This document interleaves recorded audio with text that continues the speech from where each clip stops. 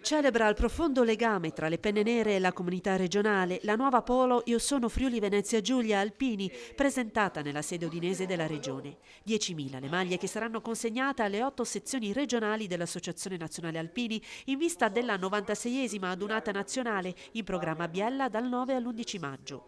Un'iniziativa concretizzata con un contributo regionale e ideata dai consiglieri regionali Edi Morandini e Marcos Maurmair, che si inserisce in un più ampio percorso di valorizzazione da parte dell'amministrazione regionale del patrimonio storico e culturale legato al mondo alpino. Abbiamo pensato nel momento della loro più grande occasione di ritrovo di dotarli di una polo che sarà suddivisa sulle 8 sezioni che costituiscono la nostra regione e che permetterà di dare un senso di univocità del loro stare assieme, dello sfilare assieme, e sarà un colpo d'occhio veramente di impatto a Biella. È veramente una bellissima occasione di promozione anche per il nostro territorio regionale. Si stima che saranno 4.000 gli alpini che le utilizzeranno effettivamente con i colori che contraddistinguono le 8 sezioni. Il significato è di stare vicino a quelli che sono i valori dell'Associazione Nazionale Alpini, a quello che gli alpini rappresentano e hanno rappresentato per la nostra regione.